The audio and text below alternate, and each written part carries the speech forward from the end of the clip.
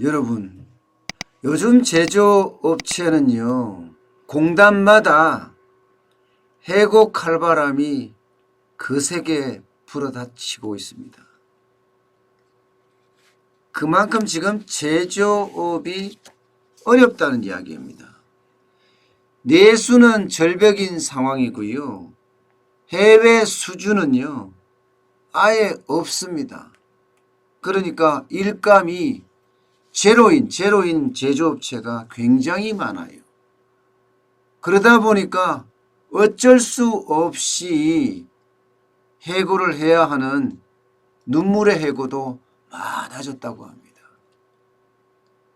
우리가 금융위기 때나 IMF 위기 때는 해외에 수출을 할 수 있었거든요. 그래서 유사일에 가장 어렵다고 하는 IMF 때도 굉장히 빨리 졸업할 수가 있었어요. 환율이 오르고 제조업이 수출이 늘고 이러면서 회복 속도가 굉장히 빨랐었거든요. 금융위기 때도 마찬가지입니다. 전 세계적인 금융위기라고 하지만 대한민국의 수출 전선은 별로 이상이 없었거든요. 오히려 환율이 올라가는 게 우리 제조업체한테는 더 이득이 됐습니다. 그런데 지금은 그게 안 됩니다. 내수만 부러진 게 아니라 지금 수출은 아작이 났으니까 말입니다. 지금 전 세계가 문을 다 걸어 잠갔어요. 수출을 가려고 해도 갈 수도 없어요. 예. 그러니 뭐 수출의 업무가 제대로 돌아가겠습니까? 요즘 같은 상황을 두고 사장도 직원도 해결책이 안 보인다. 이렇게 이야기합니다. 해결책이 안 보인다. 한치 앞이 안 보인다. 그러니까 무력감에 휩싸일 수밖에 없는 그런 상황이 점점 되고 있어요.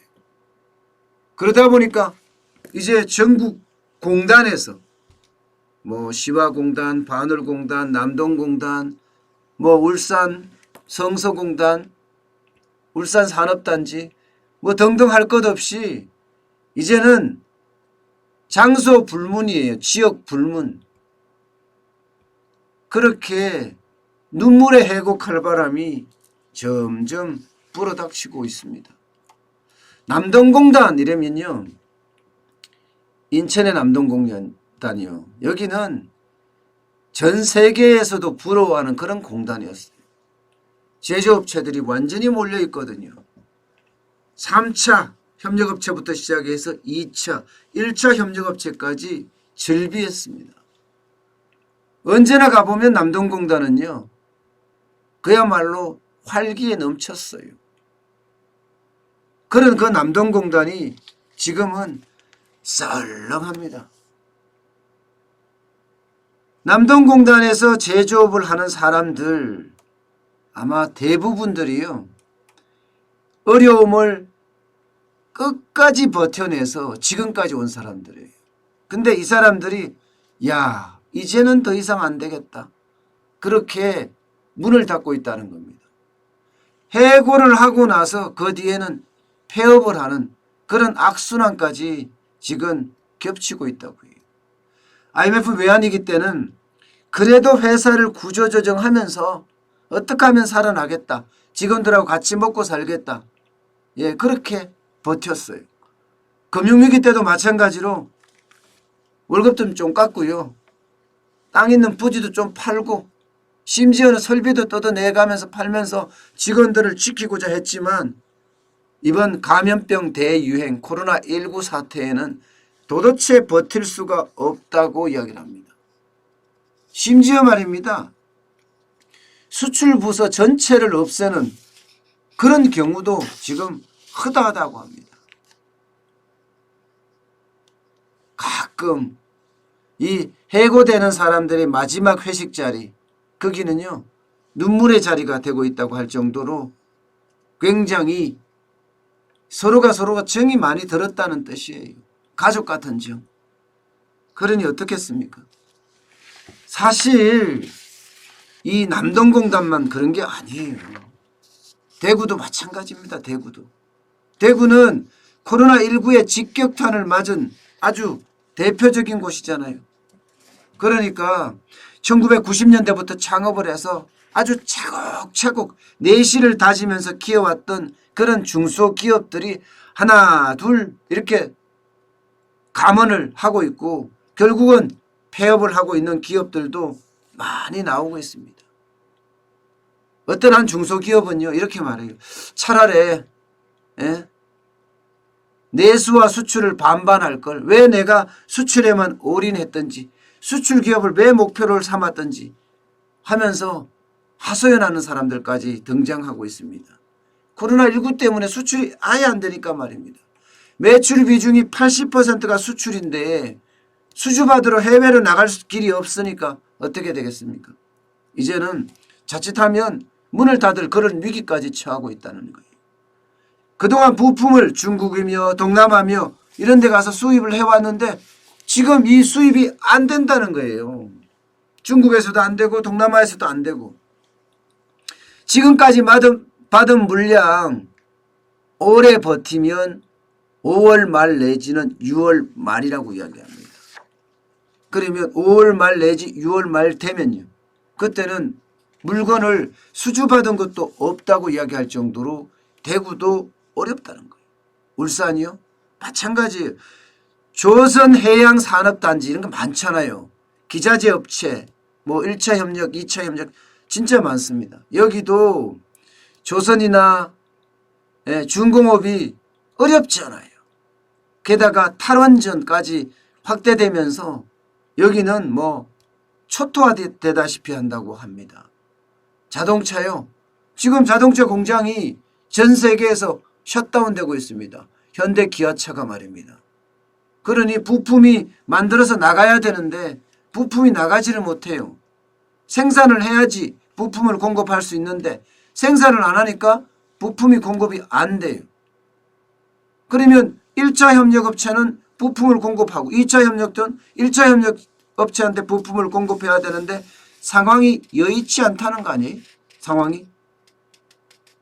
그러니까 지금 코로나19 사태가 이제 말입니다. 소기업부터 3차 협력업체부터 2차 협력업체 1차 협력업체로 점점 옮겨가는 그런 지금 모양새를 취하고 있습니다. 이렇게 되면요 여러분 결국 수주가 마무리되는 5월 말 6월 초 여기는요 위기설이 지금 감돌고 있습니다. 위기설이. 이대로 가면 결국은 감원 끝에 폐업을 해야 되는데 폐업을 할 수밖에 없는 시점이 5월 말이나 6월 초가 아니냐. 내가 그동안 수주 받아왔던 것이 다 소진되는 게 그때쯤이 아니냐. 이렇게까지 이야기를 하고 있어요. 이거는 비단이요. 제가 예를 들었던 남동공단이나 대구 성서공단이나 울산 산업단지나 여기만이 해당되는 것은 아닙니다. 전국에 있는 대부분의 산업단지 공단에서 이런 일들이 지금 벌어지고 있어요. 일단 버티기 위해서 수주를 해야 되는데 일단 수주가 안 되는 게 가장 큰 어려움입니다. 여러분도 아시겠지만 지금 문재인 정부 들어서서 기업은 굉장히 어려워졌어요. 탈원전만 하더라도 두산중공업을 어떻게 했습니까? 그야말로 망하게 만들고 있습니다. 지금 두산중공업의 위기가 그룹 전체로 번지는 그런 양상이에요.